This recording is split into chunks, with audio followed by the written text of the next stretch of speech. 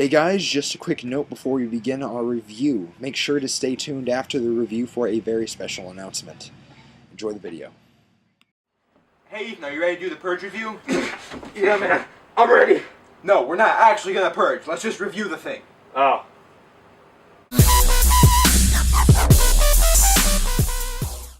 Hey everybody, I'm Ethan. And I'm John. We're here to bring you a new review of The Purge Anarchy. So one of the most notable things about this movie, I think, is how quickly it came out after the first one. You know, we got the first Purge in June 2012, and we got the first trailer, the first full-length trailer for the Purge Anarchy in February 2014. So the movie was basically done by then. Right, not too long of a gap there. Yeah, so the whole movie-making process for this basically happened in 1 year, which, you know, I was a little skeptical. It's not too bad. I mean, things that are made in a year can be fine. I mean, I know this is a different, this is a different, angle. It's a different angle. But in terms of video games, I know that doesn't have anything to do with movies, but Left 4 Dead 1 and Left 4 Dead 2, major improvement. Assassin's Creed 1, Assassin's Creed 2, major improvement. So I wasn't freaking out about it, but it was in the back of my mind. Yeah. So, the movie itself has a great concept. The concept being that once a year, if you haven't seen the movie already, the concept is that once a year, all of our nation, United States of America, has a night to purge. Purge meaning to let out your beast, to just do anything illegal, really, that you wouldn't be able to do normally. So for 12 hours, and you know, in this new utopian world, there's no crime, it's all big, nice, you know, unemployment under 5%, and It's really a great place, all because the Purge Night is used to get your beast out, get all your rage out, so that doesn't happen during the other times of the year. Now, that's what the government says, but you know, the real underlying theme is that they do it just to get rid of all the poor people. Right, meaning that, you know, our poor are costing too much to take care of, so let's just get rid of them. So, this movie has a great concept. What do you think of the story itself? Well, one thing I want to say about the concept is, the first movie, the concept was kind of fresh and intrigued people, so people, you know, it was a huge box office success. People went to see it. Right. But I feel like this movie is under a lot more scrutiny. Big words there.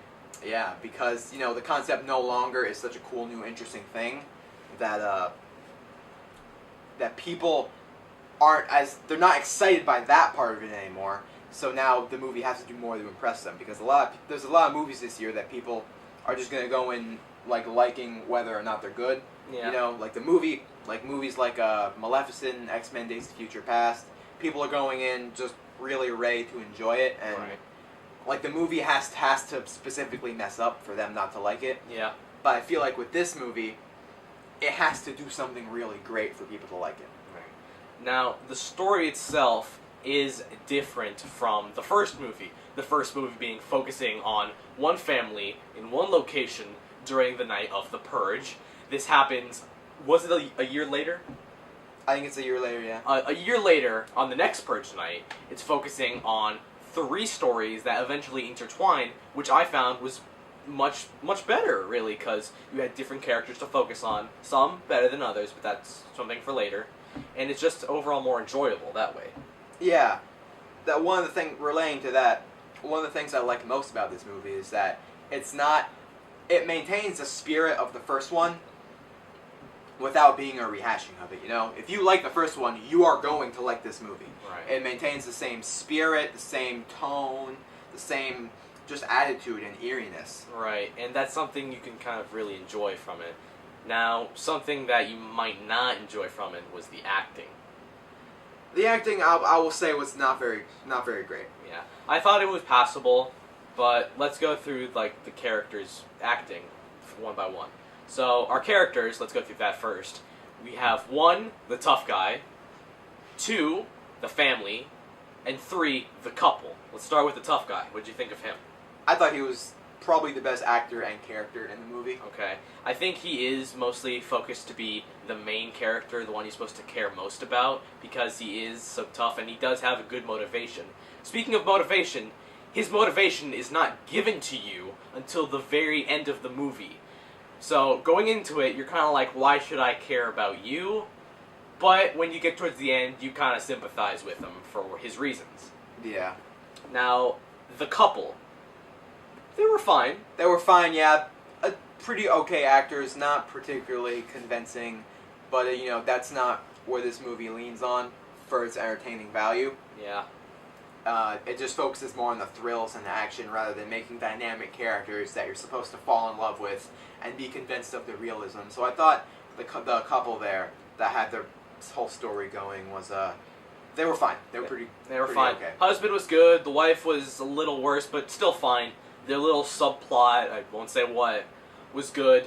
So I thought they were okay. And the family, the mother and daughter, what did you think of them? The daughter wasn't really that good, honestly. Okay. I didn't find her very convincing, and again, it's under less scrutiny for me in terms of having convincing characters because it just focuses on the thrills and the scares and the action. Yeah. But she is not a very good actress from what I saw. Yeah. It kind of took me out of it. She was very unrealistic at times. I thought the mother was a lot better. The mother was a lot better. She was a lot more believable. I would say she's the second best character besides the tough guy. Yeah. Now she's the second best actress, but not a very good character. The character itself isn't really great. Not very fantastically written. How old did you say was the daughter was?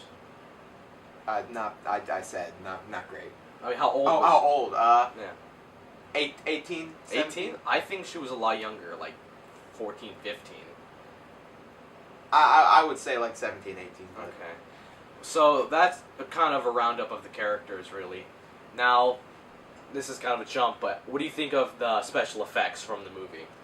One of the worst parts about it. The worst parts of the movie. This is not the kind of film that needs really crazy good CGI or anything. It leans more on practical effects. Yeah. So, and the practical effects themselves were pretty good, like the sets. The sets costumes were and great. stuff. If I can just stop for a moment and talk about the sets, there is a part in this movie where the city itself in the day is a big, bustling place. You see people moving around, you see everyone doing their own thing, but when the purge starts, there's nothing. Well, there are people out there, but most of the time it's empty and it's dead quiet, no pun intended. So it's so quiet and creepy and eerie, and it's amazing really what that set was like. Yeah. This movie does a great job with the atmosphere and stuff. Right, the tone, the mood, the atmosphere was really incredible. But some of these actual effects were pretty mediocre. I'm gonna say pretty bad. Pretty bad. Yeah, I'll go as far to say that. Like some of these blood effects when someone gets shot are like clip art animations that you'd find in PowerPoint. Yeah, which I'm pretty sure I heard I heard two things. I heard stock yelling and screaming, and I heard stock stabbing noises, which I'm pretty sure I heard from a game of Team Fortress 2 at one point. Probably, yeah. So with the spy. Yeah, with the spy. And it was not very believable, and it kind of took me out of the moment, which I didn't like that the movie did that for me. Yeah. Did it take you out at all? Yeah, it took me out, definitely, some of these effects. But, it was not very frequently they had to do that. Right. Those kind of things, so... Right. So, in a summary, let's give it our ratings. What do you think? Well, in conclusion, I thought that this movie is a good sequel to The Purge in the sense that it maintains... It's a good follow-up to the first one. It did it justice. If you like the first one, you will like the second one. And it did... The thrills and action, I thought, were all top-notch. This movie keeps you on the edge of your seat the entire time. Right. You're always, scared and just suspenseful and having chills. It does that extremely well, and if that's what you're looking for, you will get it from this movie. Right. But, rating-wise, I'm going to have to give it a 3.1, and that's just because there were a lot of things like the dialogue I didn't think was very good. The acting was meh. Some of these special effects were pretty off. God-awful, I would say. Yeah. Right. Taking a hard stance on this one. Yeah. Now, for me, I think I'm right there with you. The effects took me out. The acting at one point was a little awkward and touchy. The story was still awesome. I liked it from the first movie. The sets were amazing. The tone was great. Tone, mood, atmosphere were still with me there. So I'm going to give it a score of 3.2 stars out of 5. All right. So Are you going to see this movie? Have you already seen it? What do you think? Do you think it's going to be good? Let us know in the comments. And what should we review next? Let us know that in the comments as well. Stub Masters Reviews, I'm John. And I'm Ethan. Purge Anarchy, Stub Masters, have a nice day. So, if you listened, you are watching right now, and you are about to hear a very special announcement. To celebrate the release of The Purge Anarchy, we are giving away a ton of early screening passes to see the movie before it hits your local theater. We have passes in New York, Los Angeles, Seattle, Washington, D.C., and many other major cities across America. So, to make sure that you get your opportunity to win passes, make sure to listen very carefully. The first thing you have to do, subscribe to this channel. The second thing you have to do, like this video, and the last thing you have to do is tell us which city you want the passes for in the comments below. The list of all the cities that we're going to have passes for will be in the description, so make sure to check that out.